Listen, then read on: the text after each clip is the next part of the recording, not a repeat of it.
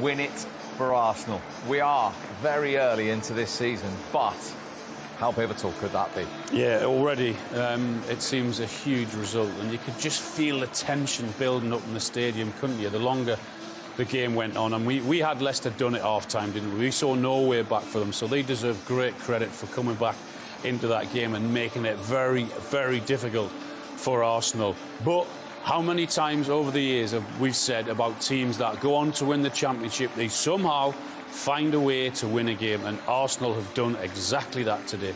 Yeah, and Leicester supporters looking at that result who've not seen the game might have a very different opinion of the way that second half. Yeah, it was unbelievable. Leicester at half-time, as we both said, it was keep the score down, you know, because you're going to be in a relegation fight all season. But the way character they showed in the goals, obviously Justin, 2 goals. Second goal was one of the picks of the weekend. It's an unbelievable strike from Justin on off the post.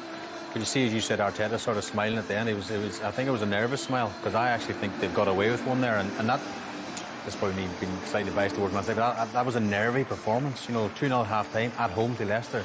Should have been 4 or 5 second half, but Havertz, the goalkeeper Leicester, was brilliant today, I might add as well. Some brilliant saves from him.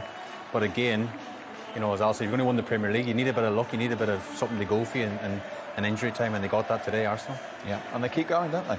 No, they do. They kept going, and again, it was another set piece for them. They're absolutely magnificent. Very, very difficult to stop.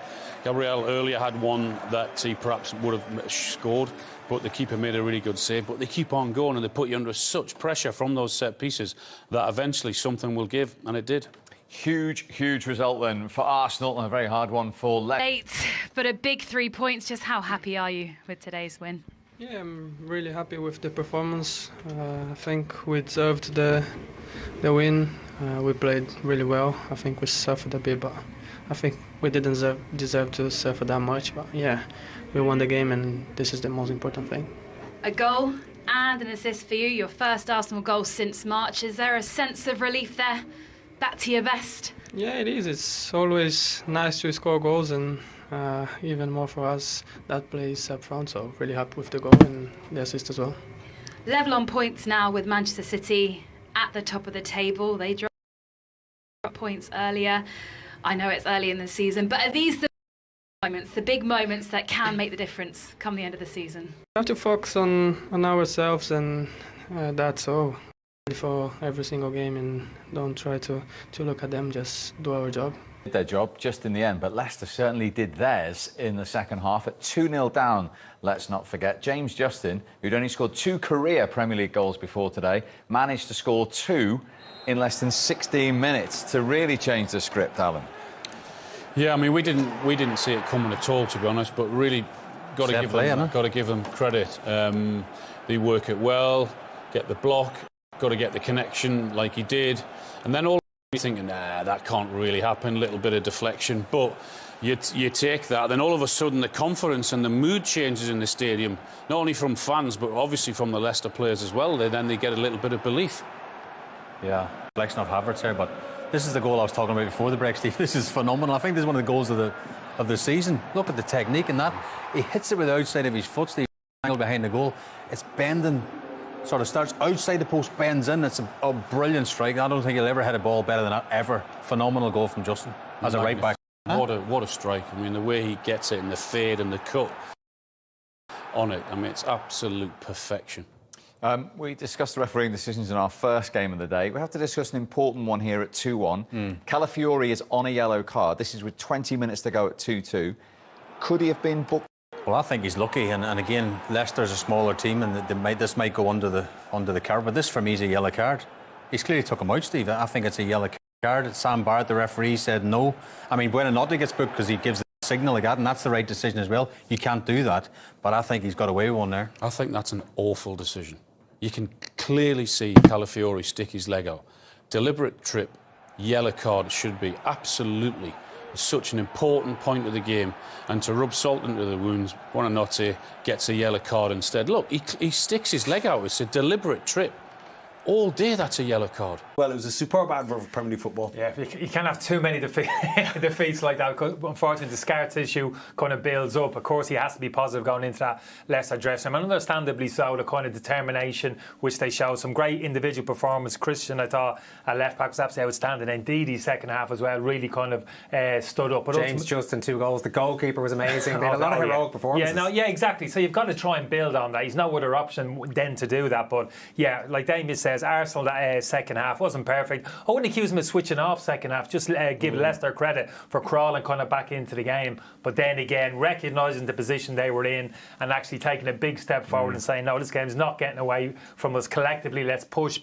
We're going to find this winner by hook or by crook. Well, we were bigging up the Arsenal set pieces pre-match, and they had so many of them. They got one to count in the end, but it was Leicester who scored off one early in the second half. Yeah, devil's always in the detail. Kai Havertz makes a fault here. Look at him, Owen. He's a yard and a half deeper than every other Arsenal defender. Look at him there, and that's important because the ball's going to come into his area. He just can't get to the pitch of the ball because of the fact he's a yard and a half deeper. That's the kind of detail that I'm talking about. No chance for Raya in the goal. I'll be curious as to why Kai Havertz is in that position. That is such an important position.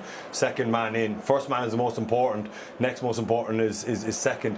Why Havertz is in that area, I've no idea, because he just switches off. He wanders deeper than everyone else, and then that gap between Rice and I think it was Saliba, as Kenny said, the ball came in there. Yeah, the set piece coach is getting bigged up a lot. It's obviously his job to sort it out defensively as well in a a situation like that, is it? Or do you just have to, a player should just know? Yeah, he was nowhere to be seen, the Arsenal set piece coach. He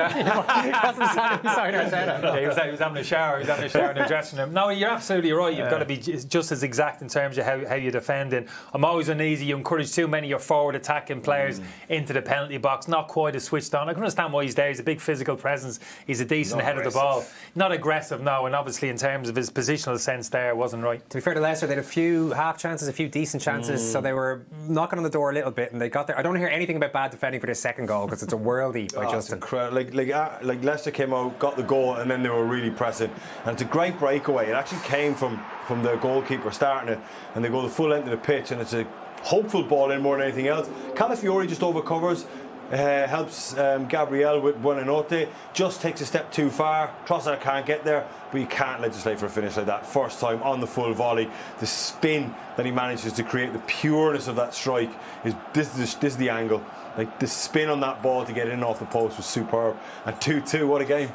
There's nothing better than one in off the post. No, there is. But Damien references there, Calafiori, one step too many. That's what it's about. I said I didn't want to hear about that. No, you're going to get it. No, you're going to get it. We gave him the big up at half time, and rightly so. He's a wonderful talent. But these are the basics. These are fundamentals in defending. One big step there back towards James. He actually flicks that over the Leicester players' head. That's just a fact. You know what I mean? That's the defending at the elite level. I'll play devil's advocate here because as a left back, you want to help out your centre back, right? So as that cross is coming in, because it was so far away on the touchline, slim chances going to go at the back. So you take a step, think, going to help Gabriel, but then the ball just picks up flight, and all of a sudden oh no, I'm caught in a bad position. You're damned if you do, damned if you don't, because if he stays with his man and says I'm all right, Jack, and Buonanotte pulls off the back of Saliba, you're pointing the finger at Calafiori. They're great goals to watch, those ones, because you can see it coming, and is he going to execute it? He did. Arsenal had a load of chances from then on, and I don't know, James Justin scores 2 goals, probably not even their best player though, because the keeper Hermansen made some inspired saves for a while. We weren't sure what to label this, good Arsenal attacking player or goalkeeper.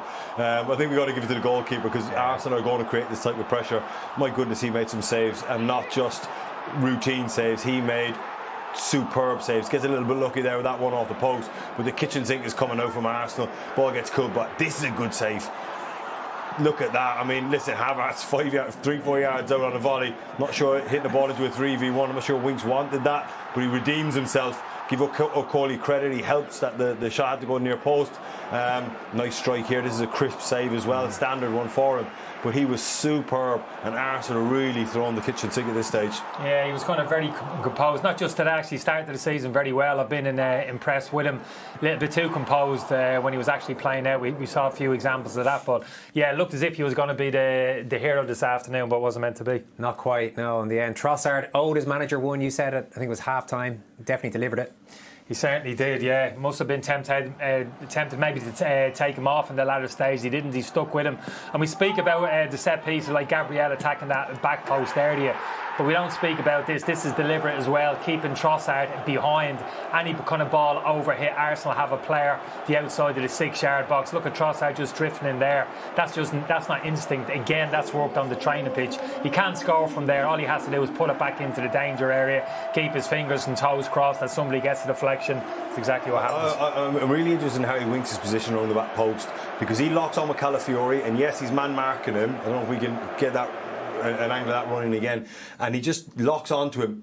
He must know Trossard has drifted off the back of him. That's why as a defender, if that was me or Kenny, you'd have your man and you pick up the flight of the ball, then you can go and leave your man because you know it's beating the lot of you. You have to know Trossard is behind you. Sometimes you can get into this idea of that's my man and he's not scoring and I don't care about anything else. I just think maybe he should have picked up the flight. If we are able to show it again, we might do, because I thought it was interesting as well that Justin, we've seen that run so often from Gabriel where he steams in and he's basically unmarked at the end, whereas Justin stayed with him and did what Kyle Walker should have done last week. So you must think from a Leicester point of view, we have this sorted here. Yeah, it's Harry Winks here at the back. You'll see Trossard drift, and Harry Winks with Calafiori. I mean, he sees the flight of that ball. He can unlatch from Calafiori there and go and get a header on that.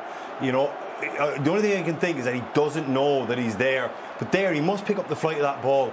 You have to. I know he's not a defender, but if it was a defender or a centre back, you must know Trossard is there, and you detach from Calafiori and go and get a flick on. James Justin, you're right, gets right into Gabriel's chest, face, and doesn't let him get off the ground. So so we speak about natural defender. First goal in terms of 2 yards deeper. Winks there again. Get locks onto Calafiori, but at some stage you recognise the flight of the ball. It's going to beat you both. So at some point he's not the danger. Yeah. Again, he only has to take 2 steps to his right, and he goes and engages Trossard there. Maybe gets the block himself. So again, devil in the detail. Okay, hope we're all keeping up here. This is quick fire post match analysis. Havertz 4-2, initially disallowed for offside, but you called it straight away. It came off the Leicester defender, so no problem with this goal.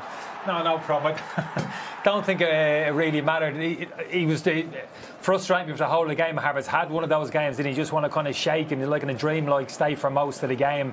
I thought Jesus could have got his head up earlier here and made the pass. It's a good save from the keeper. I actually think James, if he stays away from the ball here, the keeper actually pulls it into his body, but eventually Havertz gets his goal. I don't think it mattered in the context of the game, but yeah, what a way to finish. It matters. Kai Havertz, I suppose, another goal for him. Yeah, nice easy tap in for him.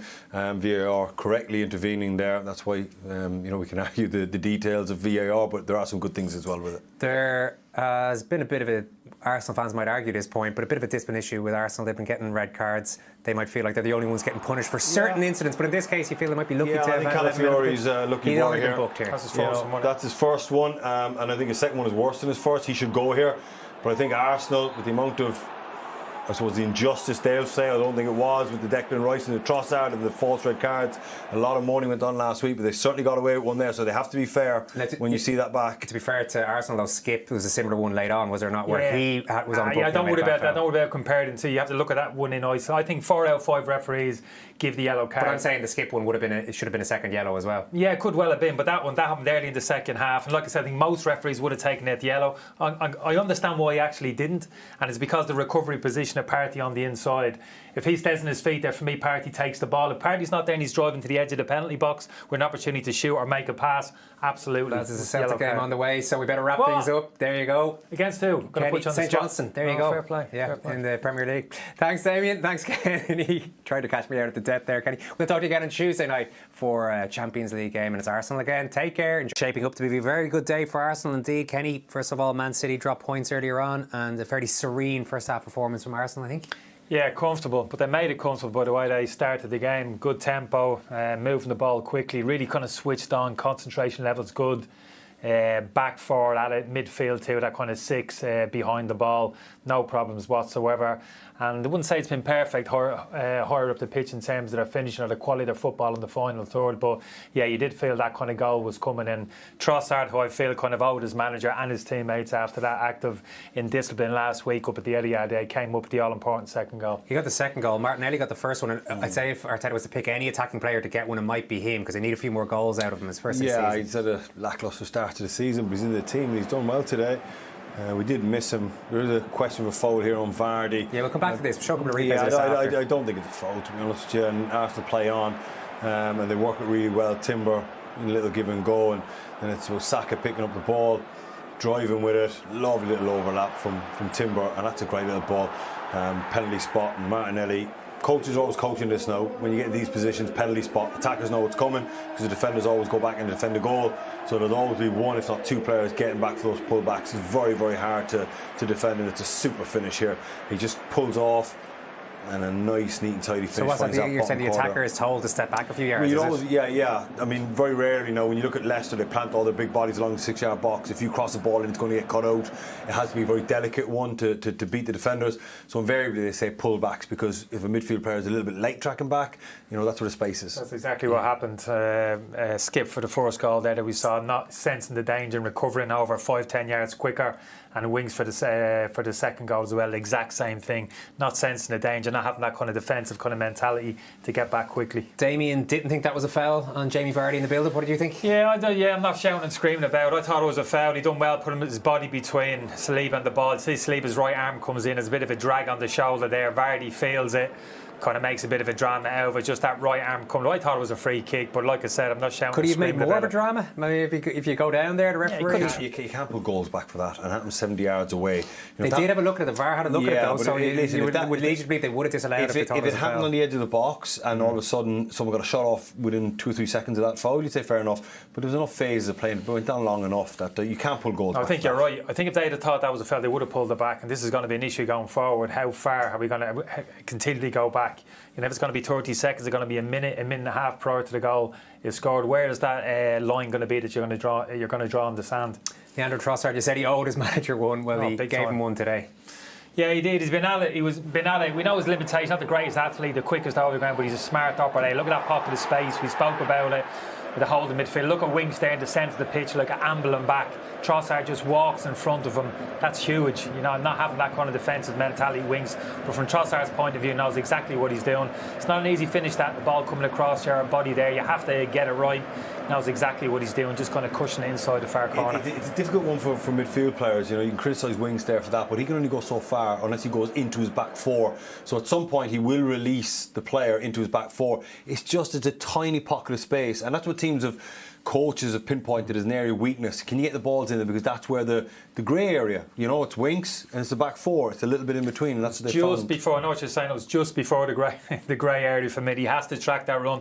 He takes another big step forward, then you're looking for the centre half to take the step out and deal with him. But I still felt it was his responsibility there to track it as far as he can. But then you see, like, if he tracks that another 2 yards and the ball gets pulled back another step, Arsenal will have someone like Declan Rice in the edge of the box. So that's a harder finish, though. But that's well, I know, but I mean, as a midfield player, you're thinking, right, I've gone far enough now. My back four have to do their job. I'm sorry, you deal with him because I got someone else on the far side of me. How do you end up with Winks in the back four? But you're going to give Trossard a free hit from 8 yards. You're going to give Declan Rice a free hit from 18 yards. That's the decisions that you have to make constantly during that. It's not easy because they're under pressure. They're under the cosh on the edge of the penalty box. Balls are coming combinations 1-2. You have to make quick decisions all of the time. I understand that. I just felt he got that one wrong. Winks, he's not a natural defender. Don't be surprised. Their Arsenal summer signing, Ricardo Calafiori, had his big moment against Man City last week, and has he kind of picked up where he left off there? Well, I tell you what, first half of football, what a way to introduce yourself to the Emirates. Starting off with this blistering tackle, fans want to see that, and I tell you, he's been more than competent on the ball as well, drifting into that midfield spot as a playmaker, so to speak. But then when he does get over on the left wing, he's capable of dribbling at pace with the ball, playing give and go, sliding passes in. This is what I'm talking about with him in the defensive midfield role. He's a playmaker, he's comfortable on the ball, he's athletic. Look at the size of him. Real impressive specimen of a midfield player. This is what I really like. Just a little step right past him, draws the foul. Didi picks up the yellow card, and this as well. Look at the way he moves his feet to read that. Nick it off Winks, goes again, doesn't stop, goes again. And when he's in there, he's thinking, I'm already in there. I want to just foul him now. It gets the crowd going. As an Arsenal fan, you want to see your new signing deliver a first half like that. And this is the beauty now of Calafiori and Timbers playing the same role on the other side of the pitch. Very comfortable in that area of the pitch, but also when they turn over the ball and they have to drop into their normal defensive position, they can defend. These lads are defenders, they enjoy the defending, and you can trust them in 1v1 situations. Couldn't trust Zinchenko for 2 years in terms of the quality of his defending. Without having this constant argument with saying how good he is in those central midfield positions. Can he defend? No, but these two lads can do everything. Arsenal fans are going to like what they've seen in that first half from Calafiori. Second half on the way.